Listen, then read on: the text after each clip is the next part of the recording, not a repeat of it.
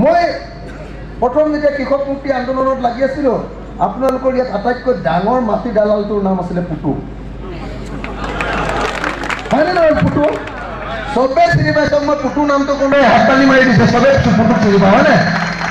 পুতু, মই এদিন পুতুৰ ঘৰটো চাবলৈ আহিছিলোঁ যে তাক এদিন আহি ভালকৈ ৰামপিতন দিম বুলি ভাবি।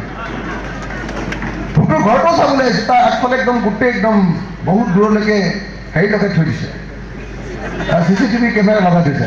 মই ৰাম পিতন দিম বুলি ভাবি আছিলোঁ যেতিয়া যে মাটিৰ বিৰুদ্ধে যে আন্দোলন কৰি আছিলোঁ, আপোনালোকৰ মনত আছেনে? তো আপোনালোকৰ ইয়াৰ গোটেই ওচৰ পাজৰ মাটিগাল গোটেইগাল পুতু নামৰ এই দালালটোৱে, হয়নে নহয়?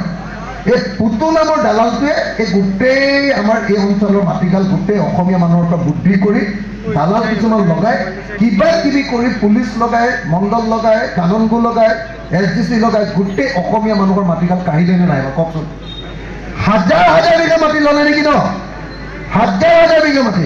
মইতো শুনিছোঁ যে পুতুৱে কিছুমান ঠাইত এনেকৈ মাটি লৈ ডাঙৰ ডাঙৰ গাঁত কৰি মাটি খানি সেই গাঁতত পৰিও মানুহ মৰিছে ইয়াতে, হয়নে নহয়? মই বোলো দাদা, আপুনি যে ইমান দালাল ধৰি আছে, মই যিমানকেইটা আচল ডাঙৰ দালাল চিনি পাওঁ আপুনি এটাকো ধৰা নাই। বোলে কোন নাম কোৱাচোন? মই ক'লোঁ পুতু। কি জইন আছিল এইটো না? পংকজ জৈন। মই ক'লোঁ পংকজ জৈন। বোলে এড্ৰেছটো দিয়াচোন। মই বোলো আপুনি চিনি পায়, মোক বোলে এড্ৰেছ বিচাৰিব নালাগে, তথাপি মই দি দিছোঁ, আপুনি ধৰক, দুদিনৰ ভিতৰত ধৰক। হ'ব, মই ধৰি আছোঁ, এনেকৈ কৰে। সেই দুদিনটো নাহিলে। কেলে?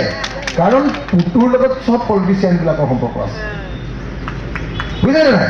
চব পলিটিচিয়ানবিলাকত এইবিলাকক মাতি দিছে, চব পুতুৱে দিছে। আমাৰ অসমীয়া ল'ৰা কেইটামানে 5,000, 10,000, 20,000 টকা দালালি কৰিবলৈ পায়, গোটেই পইচাটো পুতুৱে খাই শেষ কৰিছে, হয়নে নহয় বাৰু? তো এতিয়া পুতুৰ বিৰুদ্ধে কিন্তু আমাৰ হিমন্ত বিশ্ব শৰ্মাই কোনো ব্যৱস্থা নলয়। কিন্তু অসমীয়া ল'ৰা এটা যদি দৌৰি লৈ যায় নহয়, ৰাতি 2টা বজাত বুকুতে গুলি মাৰি দিয়ে।